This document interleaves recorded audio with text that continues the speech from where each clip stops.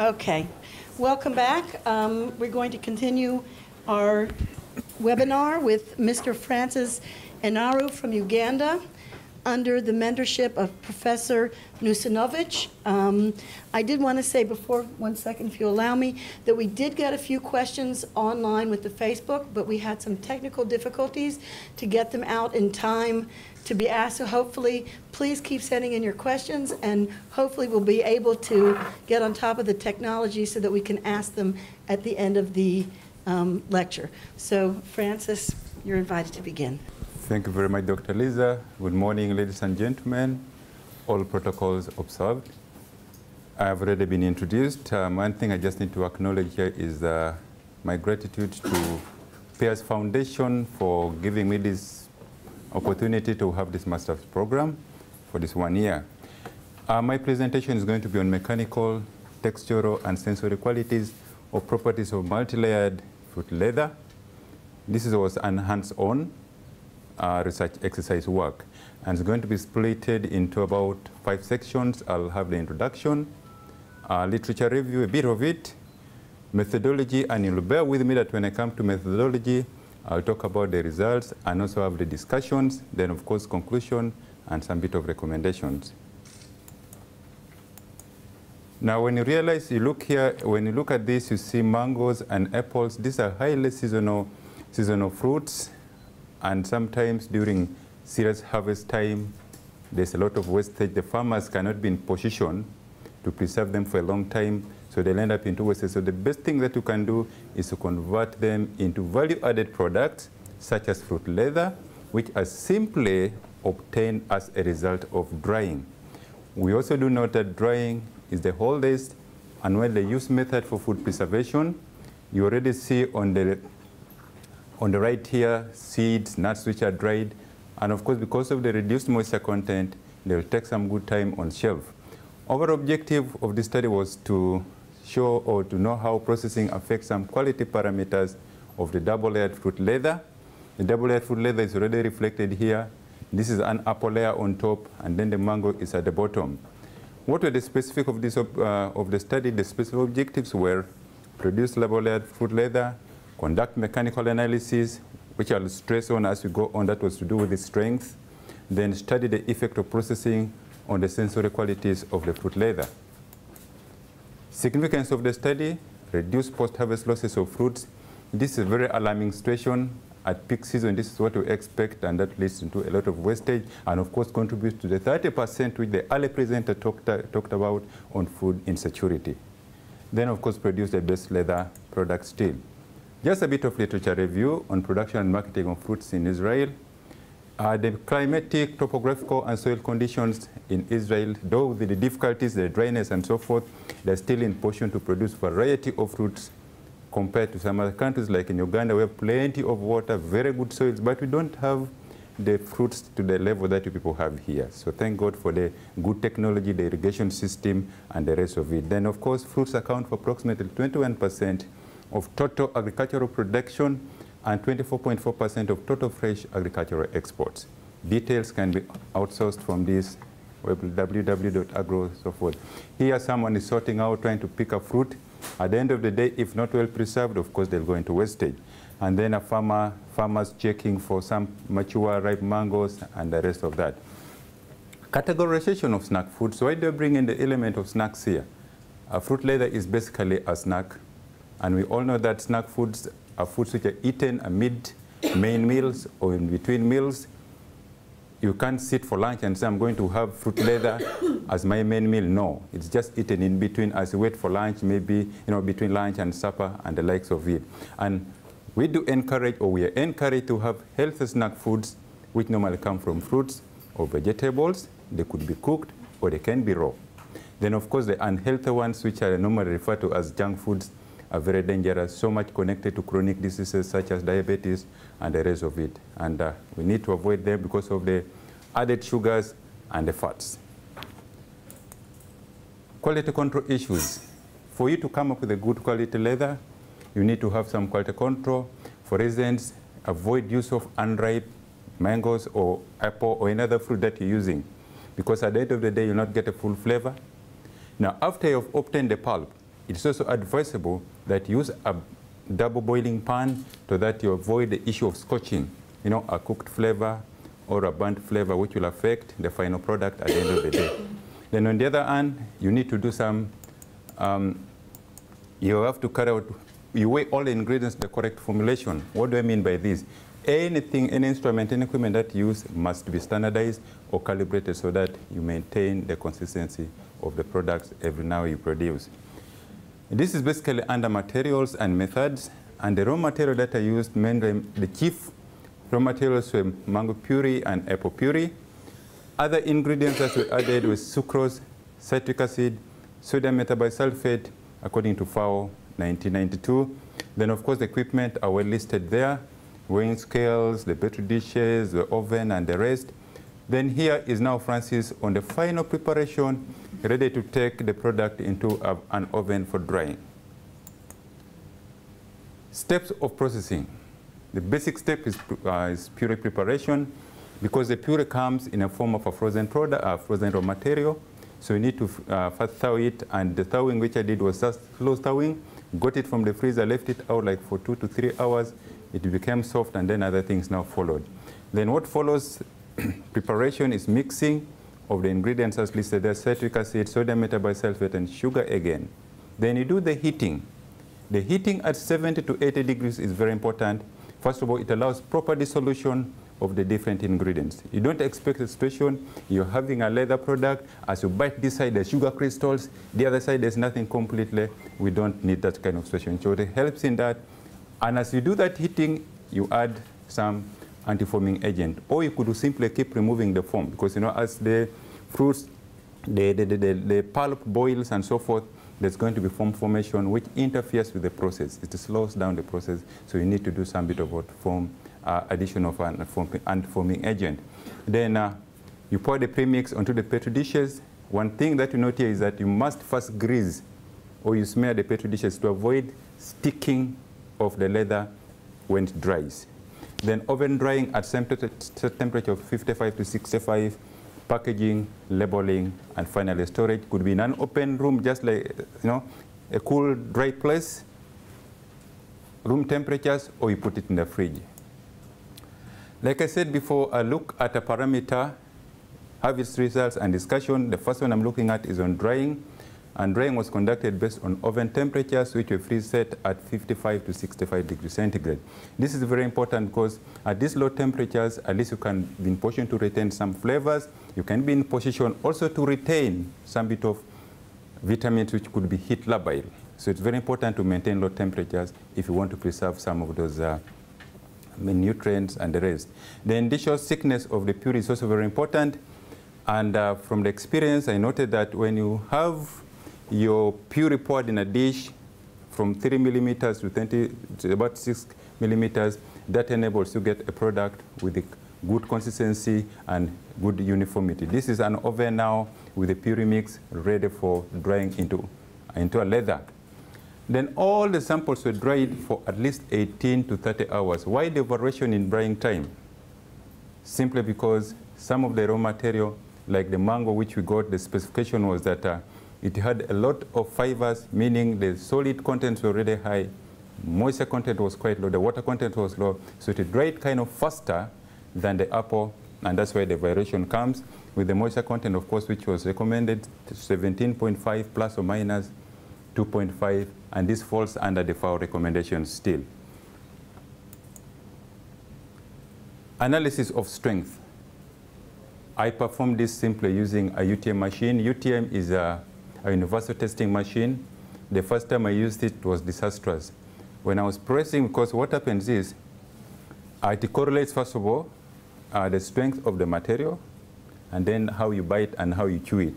The first time I did it, at the lower plate here, this is the lower compression plate. I hope you can see it.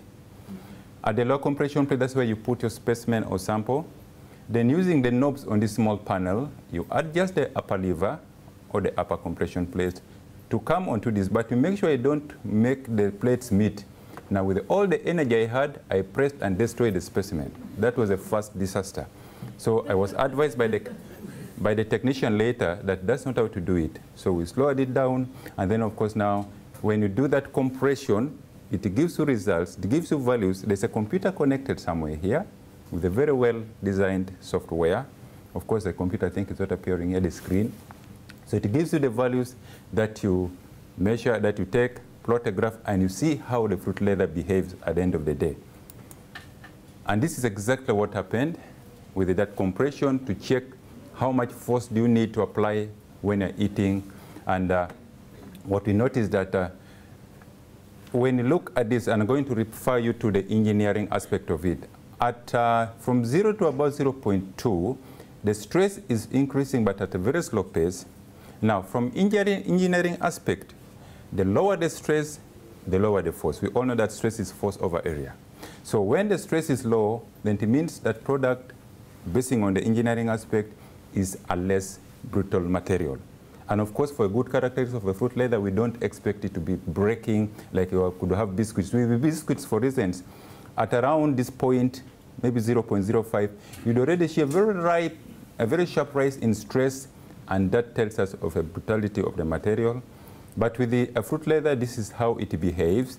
It goes up to this point. At this stage now where you see the curve is beginning to slope down, to come down, the stress is about 1.0. And again, from the engineering principles, the food engineering principle, this is a very good stress. This is a material which is not brittle, and that is how it's characterized. And if you take a line and drop down to the strain axis, you get about 0.36. Again, from engineering, a maximum strain is normally 1. So anything off from 0 towards 1 shows you a good, clear characteristics that that product is less brittle. Details of that we can discuss later. I may not give you all in excess. Color. Color is a very important parameter. Most people, even without testing the product, just by seeing the appearance, they'll say this is a very good thing to take. It's like judging a book with its cover, but you don't know what the content is. So color was done using a spectrophotometer.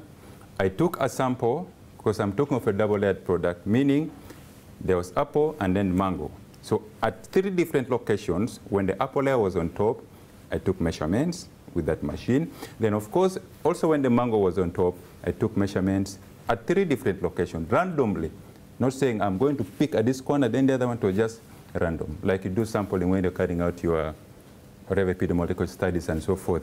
So this basically was to measure the L star value, A star value, and the B star values, which I'll simply now explain in the next tables that will be coming. And the L star values normally measures darkness or lightness of a material. The A star values measure greenness to redness of the material from -60 to +60. Sometimes other charts go even to +100 or -100. Then the B values, the B star values measures from blueness to yellowness.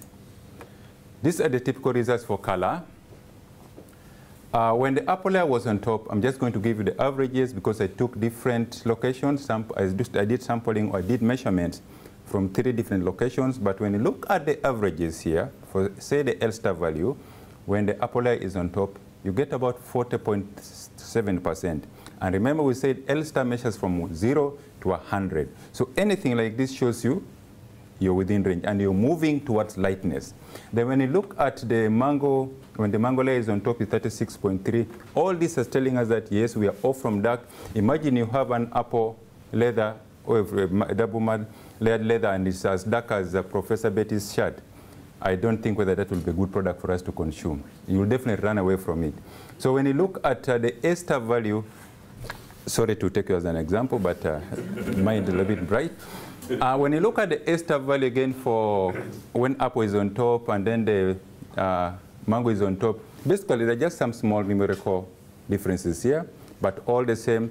A, we are saying from green to redness. Green is on the negative side, red is on the positive side, and in this aspect we are having positive 6.3, positive 9.7, still telling us we are moving towards the red, and of course with the heating you expect to have such a color change. Then with the blue you have, I'm taking the average again, 24.3, 20.3, all these are showing us positive signs of apple, mango double layer, well labeled, and it's blue, I will never buy such a thing. And you'll never penetrate the market. So it is telling us that we're moving towards yellow. Blue is at negative 60, yellow is at positive 60. So with the results that we have of 24.3, 20.3, we are definitely moving towards the yellowness, and that is a clear characteristic of how some of these fruits behave. Sensory evaluation. At the end of it all, I needed to do this to know, in future, if I take on such a project, can I penetrate the market? So sensory evaluation was conducted by none other than my fellow friends, the students from nutritional class and animal class. And before they could do anything, I had to educate them or to, get to understand a few things here and there. That if you're going to test, like you want to test, not testing TES, TETASTE. You buy it, have the feel, and so forth.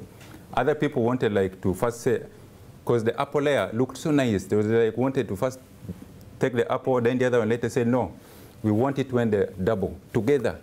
So those are some of the things I have to inform them about. And then when you're going to have more than 2 bites or more than 2 tests, in between, just rinse your mouth with the plain water. No complications. And then you can have the test. So those are the things I have to tell them about. And then, of course, to give me full evaluation of what they like of the product. And then finally, how to do the grading on a 9-point structured hedonic scale, which is very important. 1 for dislike, extremely, 9 for like extremely, and so many other figures in between. So the summary of the results are on this table. Parameters that were taken were flavor, color, texture, taste, and overall acceptability. Again, the panelists I used about 10. And when you look at the flavor, 7, 8, 5, these are all good. It was only this 5 here where someone was not very sure, because 5 is for neither like nor dislike. So you can imagine someone was not sure either to like the thing or to dislike it. But all the same, it is scored very well. On average, 7.4 means it's moderately liked. Then color, very, very important. Also, the score was good. 7 is moderately liked. Others extremely liked it. So basically, we're OK, though a few people were still telling me, please improve on the color. Texture, strength was good with an average of 7.4. Taste, average of 7.6, almost going to 8. That's extreme liking. On sweetness, others were still saying, but it's less sweet, add on something. But I think as time goes on, we need to decide off or to run away from added sugars and only remain with the intrinsic sugars in these products. Then, of course, overall accessibility was also OK. In conclusion, therefore, processing must ensure that the products are of high quality, less expensive, and more desirable than the brands that already exist in the market. The product is a chewable material and is not brittle. The panelists who posted here can attest to this, that at least when they were chewing, it was not like you're crushing a biscuit or you're crushing a crisp. It was a different situation altogether. Recommendations: evaluation of the nutrient contents of the multi-layered fruit leather, such as vitamins, mineral contents, and possible addition of proteins. Other researches on single-layered fruit leathers have been done. They have determined the vitamin contents, the mineral contents, but now we want one is in that combination, that doubleness. How will it fare? For instance, we know vitamin A precursors are so much in mango compared to apple. So in combination, that complementation, what will you get at the end of the day? So someone, I know there are very good researchers here already. You can take on this, solicit for funds, and you carry out the research. Then, of course, addition of proteins will also be very important, because at the end of the day, you are now adding more value, more nutrients into the products. So that could be like fortification, as some people have already mentioned, even in the previous discussions, and we all know the benefits of food fortification. Then final product quality evaluation in terms of physical, microbiology, and many others. For instance, chemical analysis can also be done. Microbiology aspect is very important, simply because there's still some stubborn microorganisms. Even after you've done the drying at water activities of 0.6, molds can still grow. So someone should take on this, and that will really give us a good safe product at the end of the day. Thank you so very much for your attendance.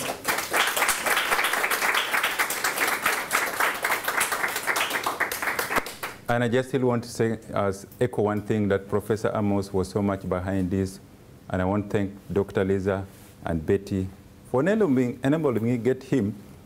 I had a hands-on research exercise. I appreciate that.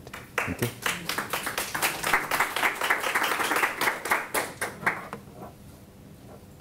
We have time for a few questions.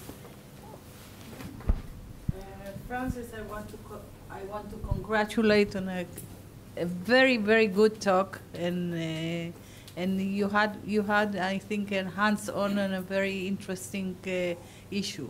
Thank you. So, what do you plan to bring with you to your country back on this, on knowledge on developing novel foods or novel? No, it's novel foods, indeed. Thank you very much, Professor Betty. First of all, like, I really appreciated what Professor Amos did to me. I think that is one of the most serious achievements that I've had in Israel, leave alone the classwork and so forth. Back at home, we have lots of wastage. Mangoes are growing widely. There are mango trees all over. They just keep falling and rotting. So with this information that I've got from Israel, or from Hebrew University to be more precise, I should go back, get a way of making this into a pulp. With the product development, I don't have a problem. I already have the knowledge, channel this, get into a leather form, and I think I'll have a supply of this all year round, even in terms of scarcity and so forth. There are plenty of, especially mangoes. They're in plenty. Then I can have a double-layered product, not necessarily from apples, because apples are scarce, but this was just a prototype developed here. I could have it from mangoes and say papaya or pineapple. So this is a project that I can embark on. Only that maybe you could be expecting some few calls or emails asking Professor Betty that, come on, can I get some bit of funding? And so I can take on this seriously back at home. Yes, and of course connecting with the government and showing them how important this is to help create the awareness, so that even when the product now comes into the market, people will be aware of the nutritious aspect of it or the health aspect of it. So I can take on this when I get home. So we wait for your development, novel development. Yes, developments and maybe some, okay. and maybe some few calls asking for a few other things. Mukesh, do you have a question?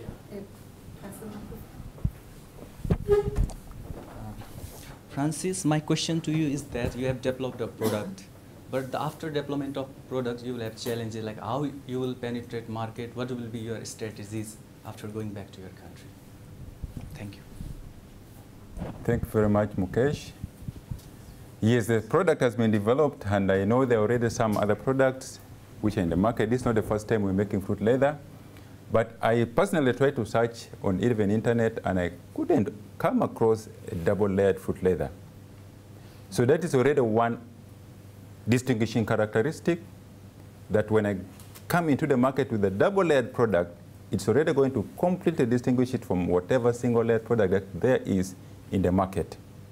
And I would want very much so to see I can penetrate into the government system. I've worked with the Ministry of Health back at home, and we are all advocating for nutritious products which are healthy.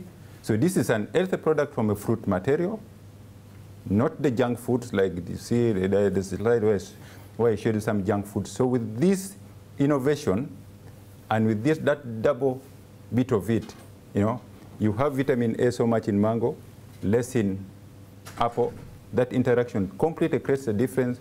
And of course, maybe do some good packaging at the end of the day, good message on the labels, which I can easily design, and that will create a very big difference to what's already in the market.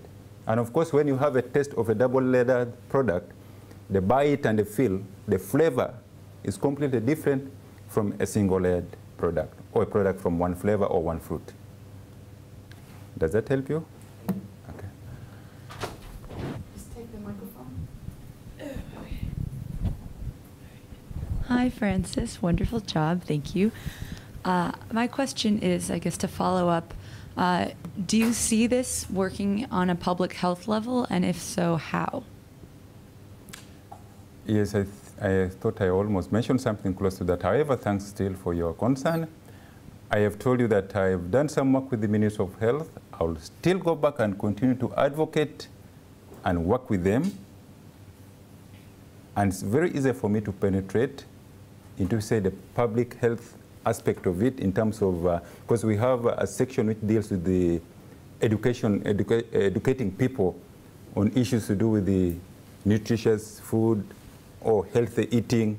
So with this product, we all know that it's coming from a fruit material, natural fruit.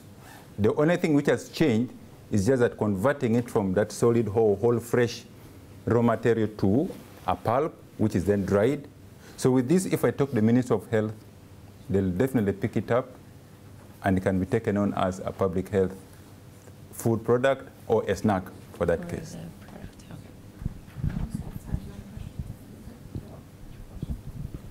Thank you for a very nice talk. One question: what is the shelf life of leather or multi-layered leather? The shelf life of multi-layered leather, yeah, as I speak now, has not yet been done because there's nothing that I've come across in the whatever on the articles written about that. But from reality, what has happened with the previous studies already on the single-layered product, this is just doubling it, but still the same. Depending on how you've stored it and how you've packaged it, it can go like for 6 months, 9 months, 1 year. If you add preservatives, which for me, I'm not so much of that, that whatever, I don't advocate for, those extra preservatives or additives added, it can even go to 2 years. So 1 year, we are guaranteed of that. I made some of the products around March, and a few of my colleagues tested them about 3 or 5 months already down the road, and I think they were still okay. Did anybody get a stomach problem? I think there was none. Hi, Francis. Deborah, is the last question? Sure. Okay. Thank you. Still have so many questions. I don't know what to do. Everyone's very interested in fruit leather. Thank you for the interesting talk. I can see the benefit to public health, whereas having fruit during the winter and having the vitamin A and the vitamin C, if the vitamin C is stable. But have you considered the public health issue to dental health? Like, is there an issue of having a sticky fruit leather getting stuck in your teeth? I don't know if... Okay. To the best of my knowledge, thank you first of all. Deborah, sometimes I want to call you professor, and I think you should advocate so much to get to that level. Thank you. On the dental issue, with the little sugar that is added, of course, we know dental issues normally tend to connect to sugary products and so forth. There could be a problem. But when you look at a fruit per se, like as time goes on, I'm going to have one which only has the intrinsic sugars and not the added sugars. And at the end of the day, I know the issue to do with the dental formula mess-ups will be reduced. But on a essential note, fruits normally are not associated with any issues to do with the teeth. Maybe someone can add something more on that. But I've not... Leather is sticky. It sticks in your teeth as opposed to fruit. As opposed to fruits? Perhaps if you don't brush afterwards. So the beautiful bit of it is after eating, just like you do with any other foods, make sure you brush. Don't leave food pockets in your mouth.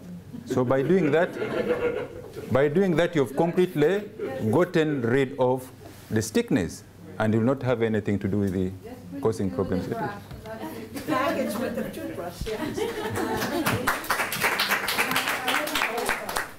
So thank you. Francis, we have one question from our internet audience, so Rodi's going to read the question.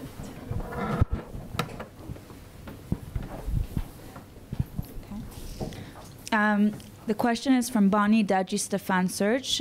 He's our graduate from the 2012 program from Côte d'Ivoire. And his question is, how will you make the selection of panelists for the sensory and texture evaluation back home? How do you? How will you make the selection of panelists for the sensory and texture evaluation back home?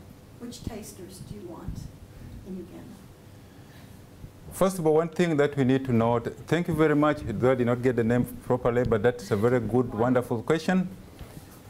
One thing we need to note, first of all, is that when you're doing sensory evaluation, when you're using panelists, all over the world, in most countries, there are people who are trained to carry out sensory evaluation. And normally for the trained case, 10 to 15, excellent. Now for the case of those who are not trained, you may need like an average of about 50 to 100. Randomly taken, I'm not going to just go and say, this is a household I'm going to pick on and carry out my sensory evaluation. I'll simply get to people, talk to them just like the way I did with the students back at the university here. Get the knowledge down to them on what I want them to do on the questionnaire, and that by doing that, I can easily get my sensory evaluators very easily, or I can still look at the data and get the trained people who can help me carry out the sensory evaluation back at home in Uganda. Francis, thank you very much. We have to move on so that we can stay on schedule. A wonderful talk. And our next speaker is going to be Sara Ashkenazi, who is from Mexico. Okay, we take a minute here to get our PowerPoint up and our microphones organized.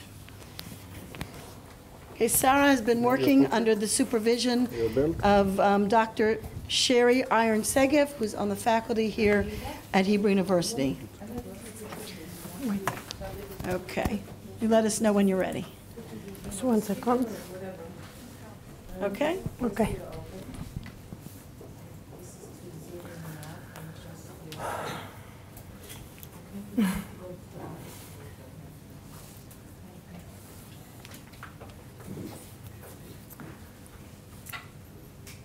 If I am not for me, who is for me? And if I am only for myself, what am I? And if not now, when? Hillel, one of the most important figures in Jewish culture. Hi, welcome, professors, students, thank you for being here. My mentor, Sherry. My name is Sara Eshkenazi, and I am pleased to present the findings of my research exercise I have done here at the Hebrew University in order to obtain the master's degrees in nutrition science. My title is Empowering Women in Developing Countries, a strategy to prevent common modifiable risk factors of non-communicable diseases. From now on, NCDS. The rationale behind it, and it was conducted under the guidance of Dr. Sherry Iron-Segev. So in order to explore the women empowerment approach as a possible strategy to reduce the prevalence of non-communicable diseases, we are going to make a brief overview of the burden of NCDs and the risk factors. We are going to talk about the importance of prevention in developing countries, and we are also going to talk a little bit about empowerment. The objective of this study was to explore the empowerment women approach. We want to understand better what is the relationship between empowerment and better health outcomes. With this review, we want to support the rationale behind this approach. We want to encourage public health authorities to use it as an efficient strategy to prevent NCDs, because we believe that by empowering women, we can cost-effectively prevent NCDs, have better outcomes, health outcomes in the family, and of course, with the aim of contribute to a better sustainable development in the community. The NCDs are one of the biggest concerns worldwide, and the World Health Organization reports that NCDs to be by far the leading cause of death in the world, representing over 60% of the deaths. We can see here the cluster of diseases that are included. For example, cardiovascular diseases stands for approximately 40% with 17 millions. Then we have cancer, chronic respiratory diseases, and diabetes. By knowing and understanding what are the causes and what are the risk factors, we can reduce the prevalence of NCDs. And while, of course, there are some non-modifiable risk factors, such as age, sex, and genetics, are 4 common modifiable risk factors that by trying to eliminate them, at least 80% of heart diseases and type 2 diabetes will be prevented. These 4 modifiable risk factors are tobacco use, unhealthy diet, physical inactivity, and the harmful use of alcohol. Also, in contrary opinion, the data demonstrates that 80% of NCDs deaths occur in low and middle income countries. NCDs affect both rich and poor people, but affecting more the poor people because their economical situations affect their vulnerability and exposure.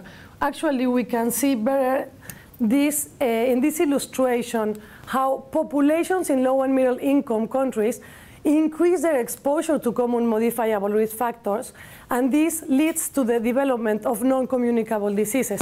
This, of course, affects negatively to the productivity of the household and leads to a loss of household income. Also, the high cost of healthcare contribute to this situation, and as we can think of, this situation reinforces the poverty at the household again, and we start again the cycle, and so on and so on. NCDs may be mitigated by behavioral changes of population and individuals.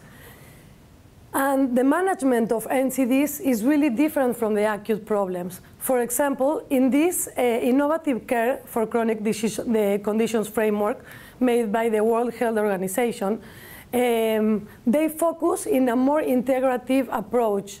So they link more prepared and informed community with prepared and motivated healthcare team. So we will have better outcomes for chronic disorders. It's an integrative approach. But why women?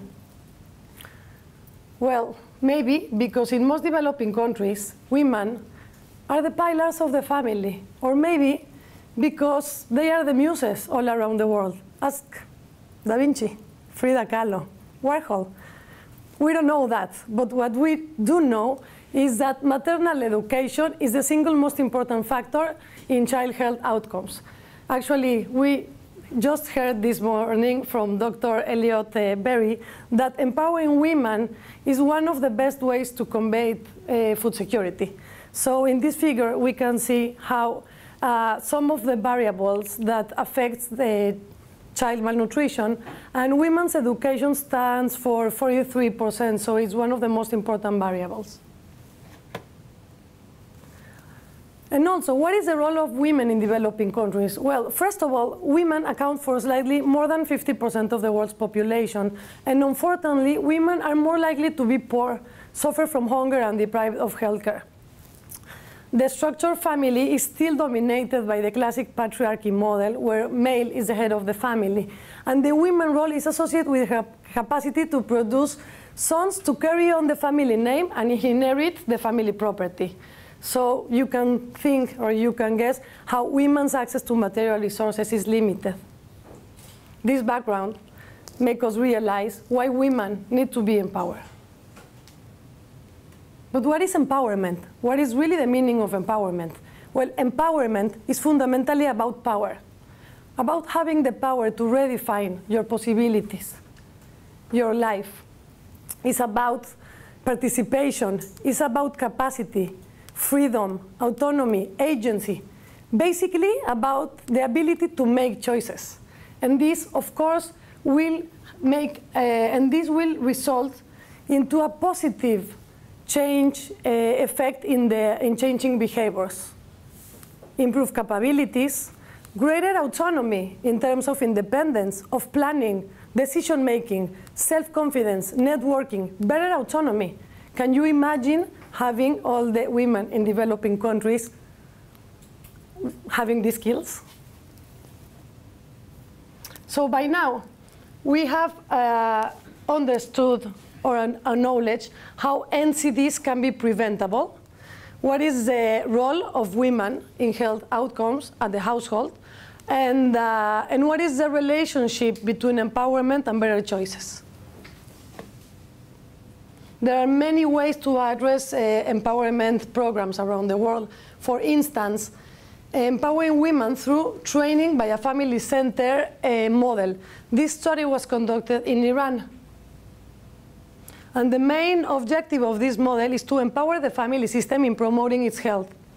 The researchers not just focus on education to promote health, also include other important skills such as raising awareness, knowledge, self-efficacy, and participation. The participations were chosen through convenience sampling from 2 different health centers from middle class, and they were randomly assigned to 2 different groups, the control and the test group. And, well, research tools were completed for both groups at the baseline, at the beginning of the program.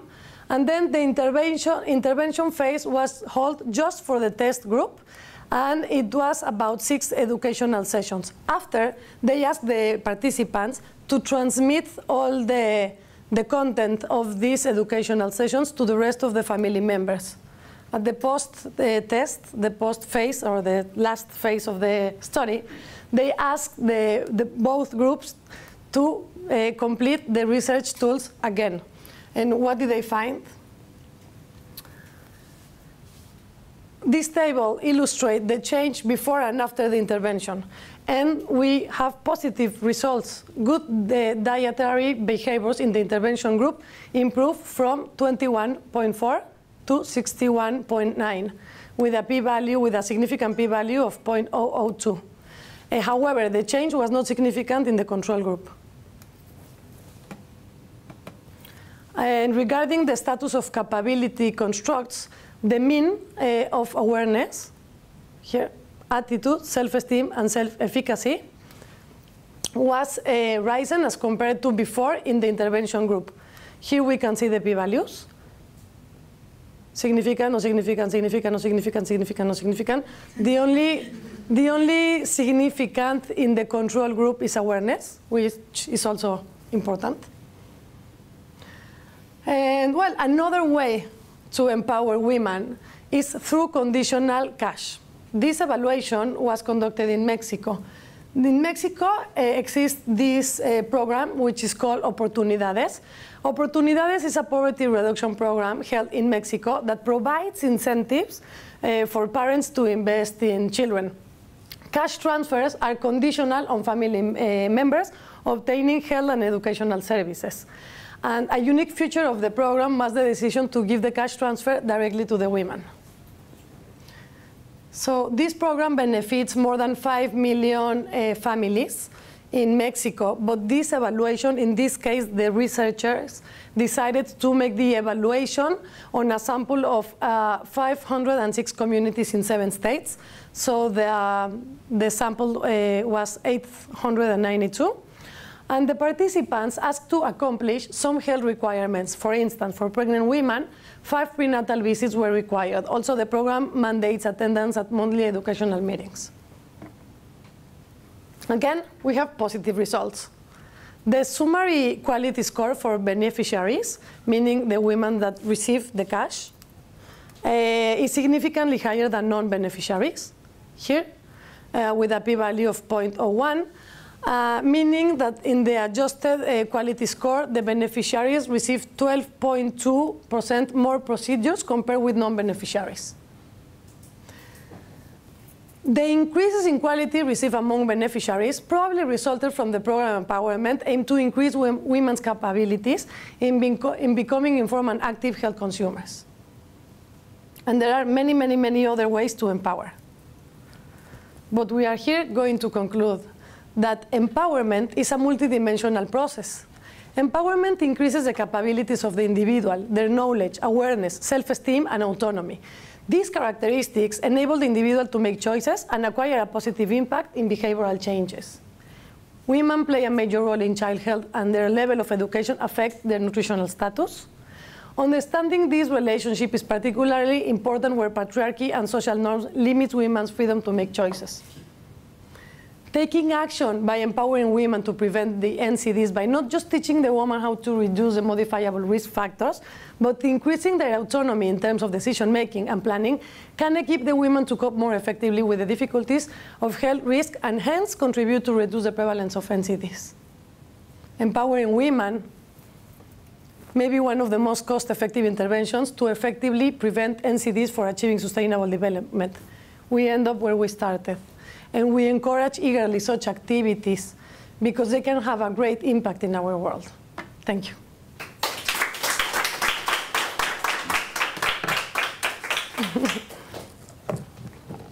Are there any questions?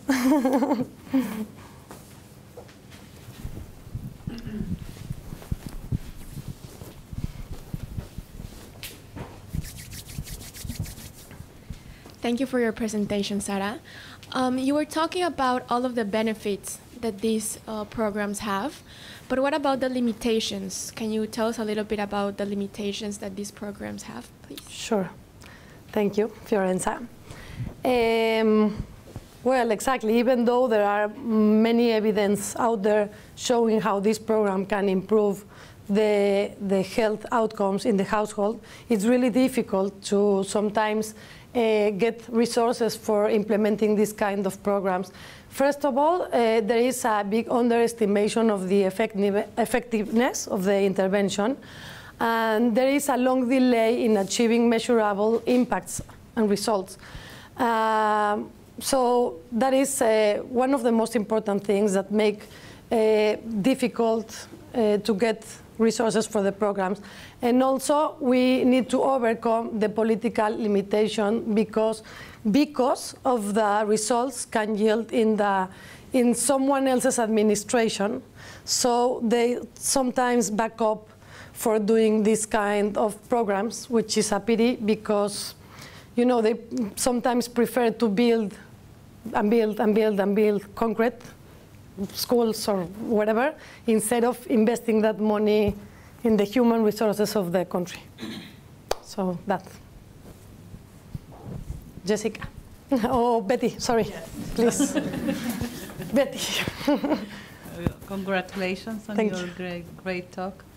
Here in Israel, we have a program in which, at least for instance, the Bedouins or the people, they receive from the government money for each child that is born and until it gets to schools. And who should receive the money is the woman, and indeed she receives the woman.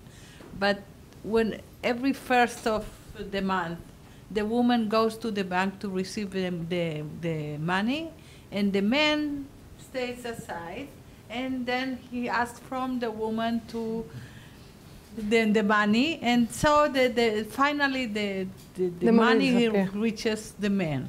Yes. And nothing, and everything stays in the patriarchal world, and the women are not empowered. Yes. What happens in Mexico? Isn't something alike?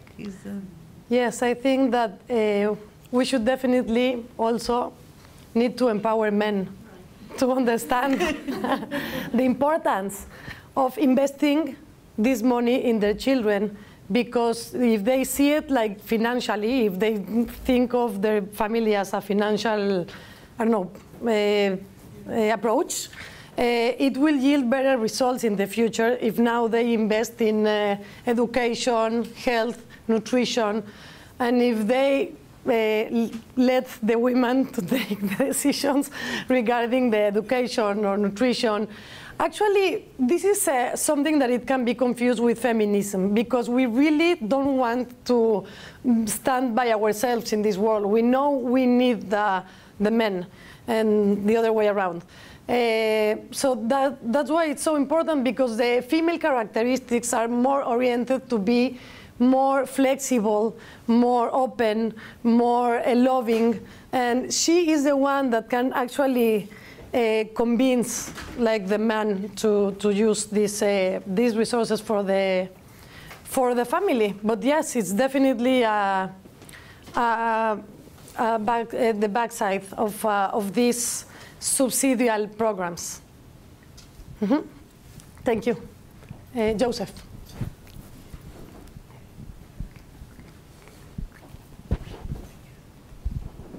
Thank you, Sara, for the wonderful presentation. You talked about many aspects of empowering women in order to prevent non-communicable diseases. In your opinion, what do you think is, because we cannot handle all the aspects, but what do you think is the most important point which you can focus on to empower women so that we can bring down the non-communicable diseases? Well, there are studies that actually demonstrate that autonomy, economic autonomy, is one of the most important factors to enable the women to make better decisions, and the perception of the social family improves dramatically when she starts to bring also income to the house. So autonomy in terms of economical terms. That will be my answer. Jesse?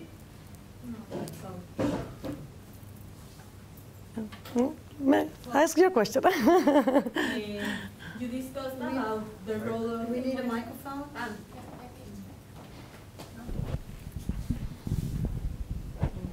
You discussed, as Joseph said, the benefits of empowering women to prevent non-communicable diseases. But besides that, do you think there are other benefits about empowering women? Mm-hmm. Yes, well, we need to be aware that empowerment enables the people to take control over their lives, to have the courage to redefine their life, to do things that they weren't ready to do before. And this is really important because you are transforming the individuals of the society and helping them to be more active. Instead of having passive and dependent citizens, you will have more people more actively engaged in the community. You will make citizens part of the solution and not part of the problem. And this definitely will impact directly to the economical development of the community. Because, you know, as much as you have a better team of human resources, meaning if you have better citizens, you will be able to build a better community and a better nation and a better world. Thank you. One last question, and then we'll move on to our next speaker.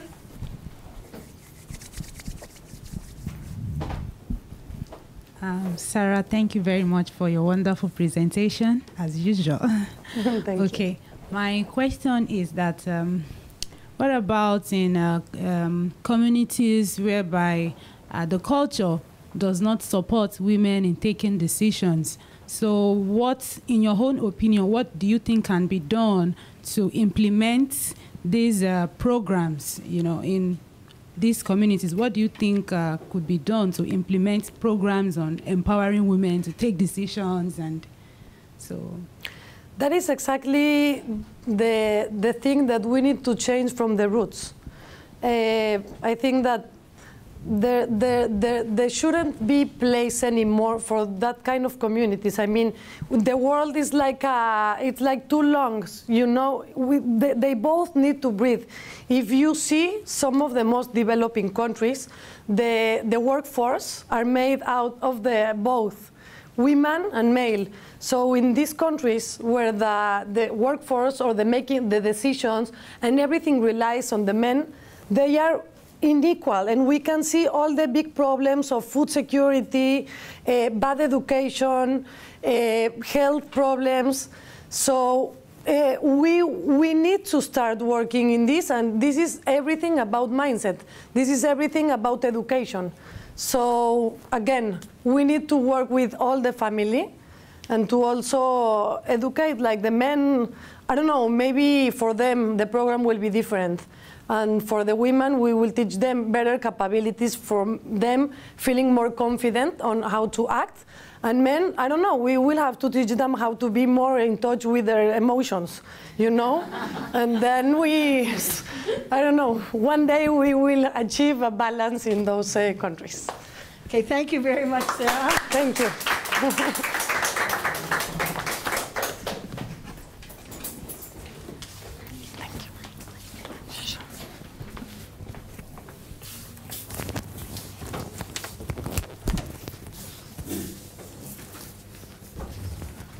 Okay, we're getting a little bit our technical microphones and PowerPoints organized. I'm very pleased to announce our next speaker, and this is our final speaker in the morning session. Lemlem Arega from Ethiopia will be speaking.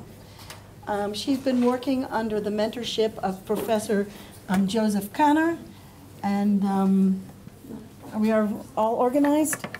Okay, great. So, Lemlem, you're invited to begin.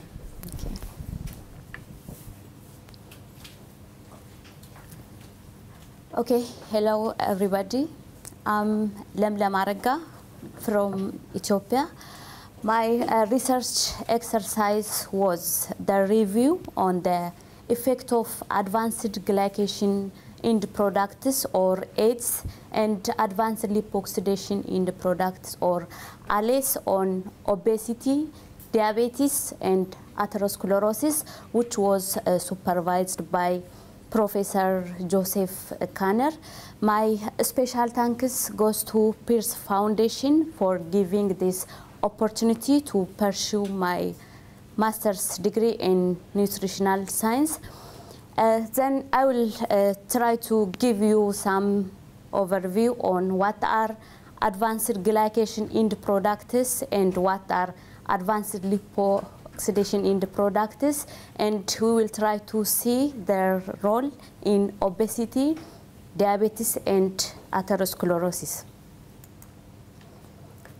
Okay, what are advanced glycation in products? Advanced glycation in the products, or in short form, AIDS, are heterogeneous compounds, including compounds derived from protein glycation or Maillard reaction. This Maillard reaction is the reaction between reducing sugars and free amino acid groups of protein. In the case of advanced lipoxidation in the products, or in the short form, ALS, are resulting from oxidation of unsaturated lipids, which are further metabolized to reactive carbonyl species, and this reactive carbonyl species further reacts with proteins and leads to the generation of advanced lipoxidation in the products, or ALS.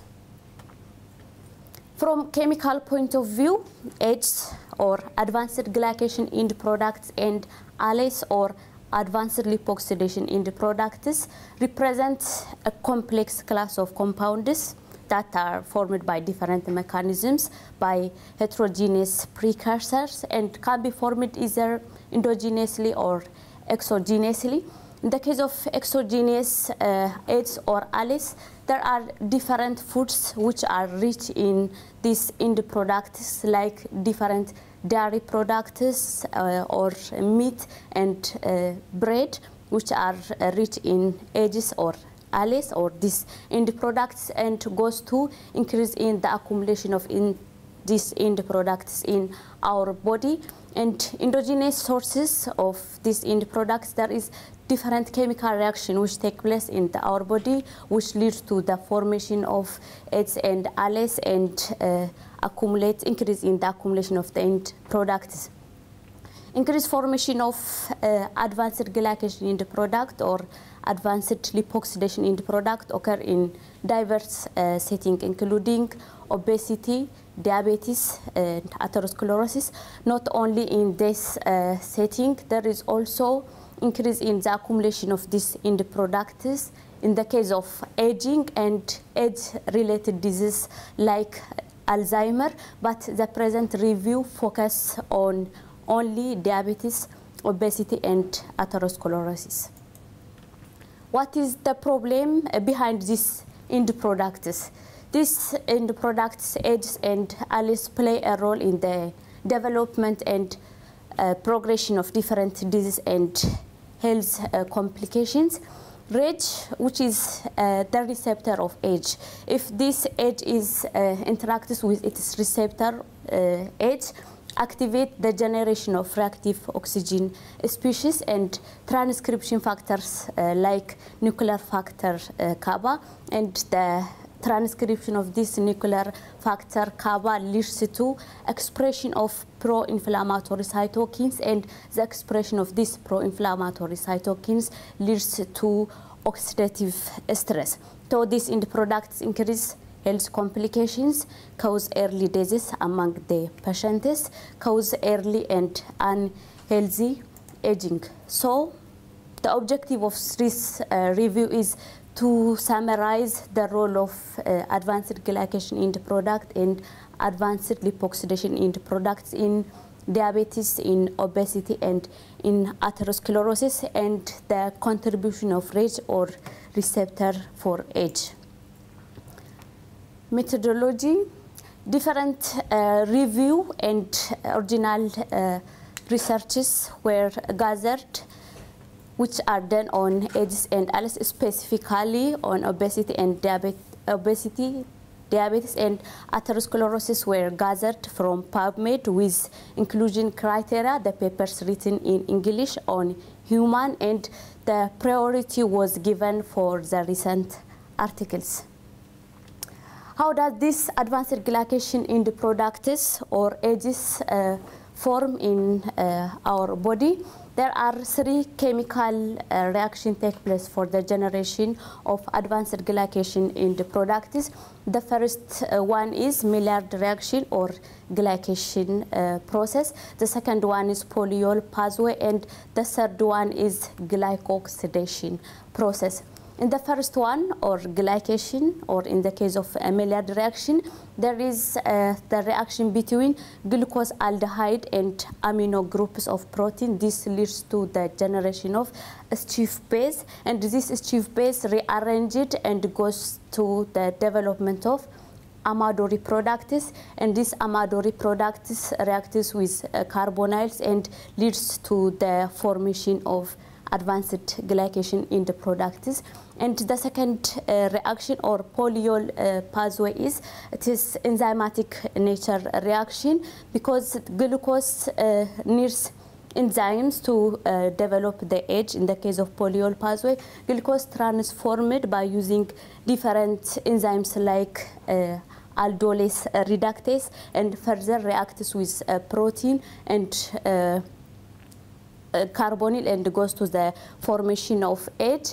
And the third one is sugar oxidation, reacts with oxidation of the sugar, reacts with lipid and leads to the formation of age. So through these processes or chemical reaction, there is increase in the formation of the age in the body and increase in the accumulation of this age, like pentosidone and crosslin, arginine and lysine, and parylene and CML or N-carboxymethyllysine. This one is the most known and studied types of age, which is found in different settings of health complications and disease. What about the formation of advanced lipoxidation in the products or ALS? Polyunsaturated fatty acids with oxidative stress leads to the formation of secondary products like reactive carbonyl compounds, ketone and alkenes.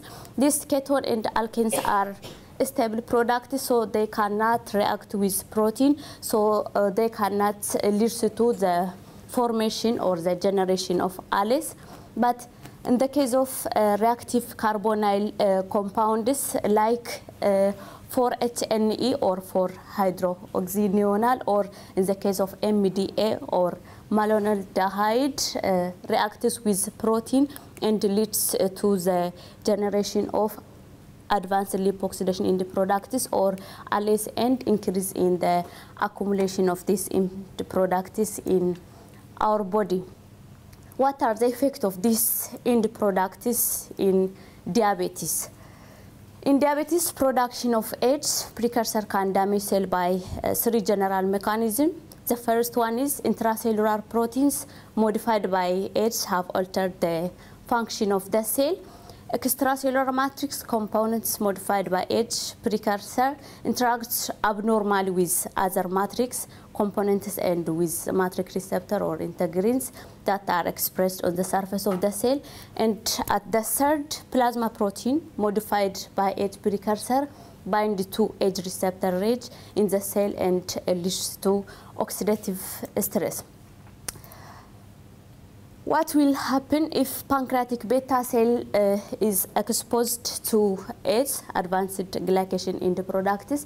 If there is exposure of pancreatic beta cell to the H, there is increase in oxidative stress. This increase in oxidative stress leads to reduce in antioxidant activity and also reduce in insulin content. So this reduce in insulin content may be related to because of reduce in PDX1, which is the positive regulator of insulin gene expression. So if there is reduce in PDX1, there is reduction in insulin gene expression and reduce in the amount of insulin content. This may lead to development of type 1 diabetes, which is insulin-dependent diabetes. In the other direction, this H also accumulates in skeletal muscle and adipocytes and leads to increase in insulin resistance. So this may lead to development of type 2 diabetes. So Ages can play a role in increasing type 1 diabetes and type 2 diabetes. Here we can see that the relation between MCP1 and TNF-alpha, which are the biomarker of oxidative stresses in type 2 diabetic patients. As we can see here, there is positive correlation between soluble receptor range of Ages and MCP1, and also there is positive correlation between TNF-alpha and soluble receptor of range. This indicates that the presence of this MCP1 and TNF-alpha or marker of oxidative stress in the case of type 2 diabetes patients.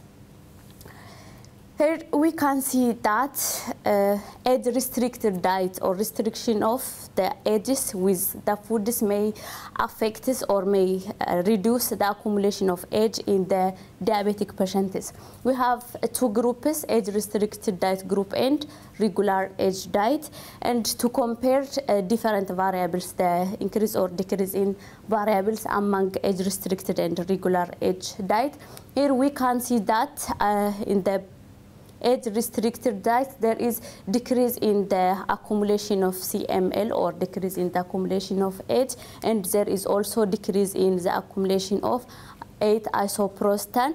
But in the opposite, AGER1 and CIRT1 increases, significantly increases. These have the positive role or beneficiary effects on insulin sensitivity, and this acts like the beneficiary effects of age restriction diet. Here also we can see that there is significant increase in adiponectin, which has the positive regulation of glucose metabolism and fatty acid breakdown. So, but in the case of regular age diet, almost there is increase in accumulation of the age. So we can say that this intervention of age-restricted diet has the role on diabetic patients to reduce the accumulation of this end products. What about the contribution of age and ALS in obesity? In the case of obesity, there is oxidative stress, there is polyunsaturated fatty acid, there is hyperglycemia and chlyoxal. These are the characteristics of obesity. So in this case, there is increase in the accumulation of advanced lipoxidation in the products. This increase in accumulation of advanced lipoxidation in the products leads to dysregulation of adipokinase, and the dysregulation of adipokinase leads to reduce in anti-inflammatory cytokines like adiponectin, and leads to increase in pro-inflammatory cytokines like TNF alpha. So this increase in pro-inflammatory cytokines leads to obesity-associated complications like insulin resistance, type 2 diabetes, and cardiovascular complications. So we can see that the accumulation of advanced lipoxidation in the products is increased in the case of obese person. Here is the research to see the accumulation of age can increase with or without diabetes, and we have 4 groups: diabetic obese, diabetic non-obese, non-diabetic obese, and non-diabetic and non-obese persons. Here we can compare the 2 groups because we want to see that the presence of diabetes or the absence of diabetes can affect the accumulation of this AIDS in the obese person. Here there is a BMI and waist hip ratio, which are the characteristics of obesity. Here we can see that BMI, both BMI and waist hip ratio have the positive correlation with the accumulation of age, and also there is the same result in the absence of diabetes. There is positive correlation between BMI and waist hip ratio. In the opposite, here there is soluble receptor age. This soluble receptor age have the beneficiary effects by capturing age and used as a decoy. So we can see that there is a negative correlation between BMI and waist hip ratio, and the same result is here with the absence of diabetes, because BMI and waist hip ratio is also negatively correlated with soluble receptor age. So here we can conclude that the presence or the absence of diabetes, with the absence or with the presence of diabetes, there is accumulation of age in obese persons. Since low-calorie diet or restriction of calorie have its own beneficial effects to lose the weight in obese person, what about the advantage of this calorie diet to reduce in the accumulation of this advanced glycation in the products? Here we have an intervention of low-calorie diet. There is the results at pre-intervention, and there is the results or variables at the post-intervention. Here we can see that the accumulation of age after the intervention is reduced significantly by 7.21%, and also there is a significant reduction of LDL cholesterol by 8.62%. So here we can say that the intervention is work to reduce the accumulation of age among the obese person by using low-calorie diet. What are the role of AIDS and ALS in atherosclerosis? The consumption of Western diet, which is rich in oxidized fatty acid, oxidized cholesterol, cytotoxic aldehyde, and phospholipids, leads to oxidation of lipoproteins, and this oxidation of lipoprotein leads to the generation of the 4-HNE or 4-hydroxyneonal and MDA or malondehyde, which are the intermediate of advanced lipoxidation in the products. And this oxidation of lipoprotein leads to decrease in elasticity or cross-linking of extracellular matrix of vascular wall. This reduce in elasticity of vascular wall leads to development of atherogenesis. Here we can see that the difference between the accumulation of advanced glycation in the products between the coronary artery disease patients and with the control or with the healthy one. There is reduction in soluble receptor age in coronary artery disease patients, and there is high accumulation of soluble receptor age in healthy one or in the control subjects. There is also LDL cholesterol increase in accumulation of LDL cholesterol in coronary artery disease and reduce in the LDL cholesterol in the healthy one or in the control subjects. This indicates that how the accumulation of ACE or the accumulation of advanced glycation in the product is higher in coronary artery disease when we compared with the control or with the healthy one. This is what is happen during the consumption of the food which is rich in fat, or the food which have high amounts of fat. So here there is what is happening in the stomach of the lumen. There is a lipid oxidation because of the consumption of the food which is rich in fat, and this leads to the accumulation of advanced lipoxidation in the products, which dissociate to MDA, intermediate of ALAS, and this leads to a protein MDA and goes to small intestine for the absorption. It is absorbed in the form of MDA lysine. So before absorption of this intermediate of ALAS, we can inhibit the lipid oxidation in the stomach by using polyphenols, which have the antioxidant natures, like in this research, which used the coffee to reduce the accumulation of MDA in human plasma. The research was done on 10 volunteers after they consume red meat, whether the consumption of coffee may inhibit the accumulation of MDA in human plasma or not. So here we can see that this one is the control, the consumption of red meat without consumption of coffee, but here is the consumption of coffee, which is rich in polyphenols. So there is reduction in the accumulation of MDA because of the consumption of coffee, which is rich in polyphenols. So we can see that consumption of coffee, which is rich in polyphenols, can reduce the concentration of MDA in human plasma. Not only coffee, different fruit and vegetable also rich in polyphenols have the ability to inhibit the accumulation of MDA or the accumulation of ALAS. And also there is different researches done on the inhibition effects of wine on the accumulation of these end products.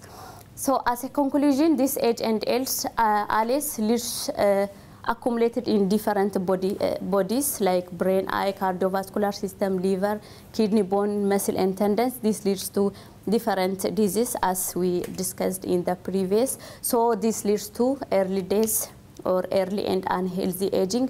So we can control or we can inhibit this in the products by using antioxidant, calorie or age restriction, aminoguanidine and pyridoxamine, and also pre and probiotics can inhibit or reduce the accumulation of age and ALAS. So we can use one of these measurements to reduce the accumulation of these in the products and to prevent the health complication which is caused by these in the products.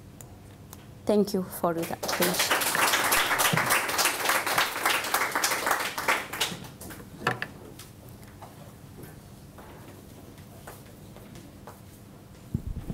Lemlem, thank you for your interesting talk. We have time for a few questions before we take a lunch break. We'll start way in the back with Jane Rose, if we can get the microphone back there.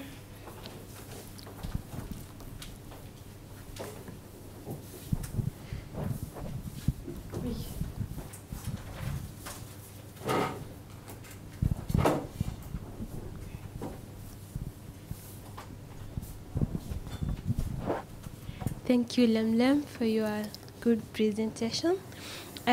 You said polyphenols reduce accumulation of MDA. Do you know how much coffee I can take? The inhibition effect is not about the amount of the coffee. It depends on the amount of the polyphenol which is found in the coffee. There is different in the concentration of the polyphenol in different types of coffee. For example, more phenol is found in the green ground coffee than in instant coffee.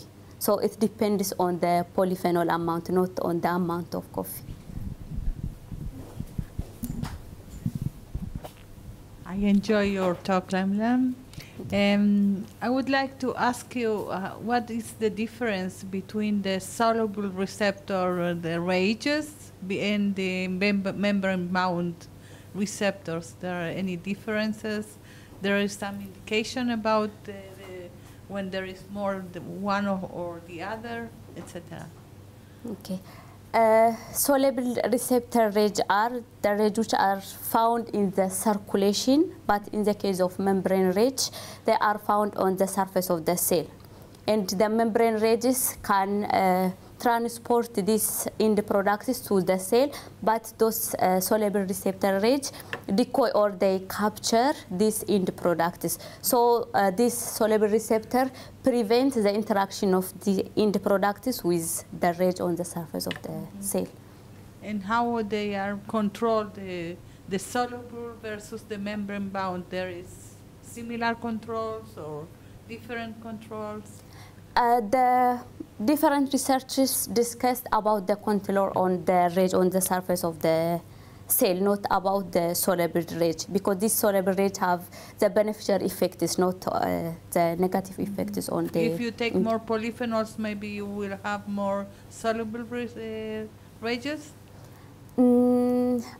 There is no interaction about that, the soluble receptor RAGE with the polyphenols. There is only about the end products, not about the receptors.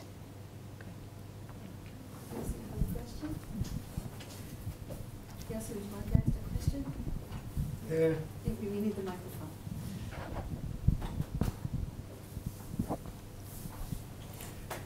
Maybe you can show us how the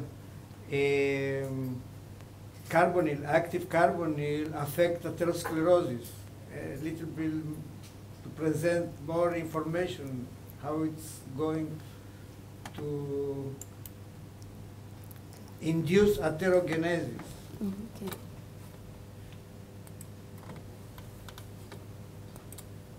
Here, I only tried to discuss what is happen in the stomach, but after the digestion of this lipid oxidation, there is the movement of MDA as in the form of MDA lysine and absorbed in the form of MDA lysine. So this MDA lysine interacts with LDL, and the interaction between MDA lysine and LDL goes to the increase in the inflammation in the blood, and this inflammation goes to increase in fatty streak, which is the early stage of atherogenesis that leads to development of atherosclerosis. You know, after reactive carbonyl interact with H receptor, what is the next step? What the H receptor induce, you know? The H receptor induce, that means the H receptor on the surface of the cells. What the H receptor induce? Oxidative stress. How it starts? What enzymes are involved, you know? No, I didn't know about the enzymes because I discussed only about those reaction with non-enzymatic reaction without the involvement of the enzyme. Okay. I just wanted to say, and I guess before we go for lunch, I wanted to just say that one of the things that's we're talking about now in nutrition, a hot topic, is that maybe saturated fats aren't really as bad as we thought they were. And I think it's connected here very much with your advanced lipoxidation end products that are very involved in atherosclerosis, and if we're eating saturated fats, that won't happen.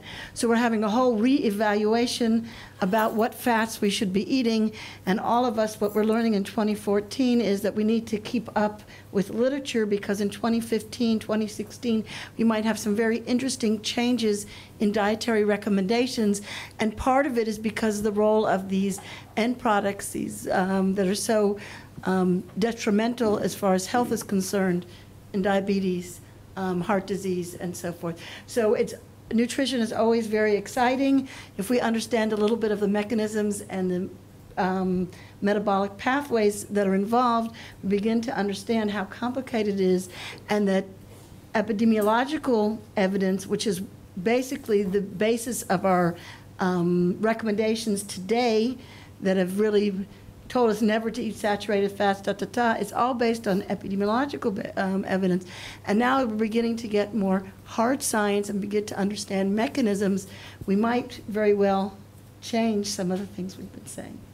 So I think that's an important thing to know. And one of the advantages of our program is that we spend a lot of time on basic nutrition and basic science so that we can do more and understand much deeper, if we're talking about receptors and so on and so forth, than just go off and say you should eat this or eat that. We need to understand the science behind it and understand that the science is always changing and we're learning more all the time. So thank you, Lemlem, for talking about oxidative stress, and we'll take a break.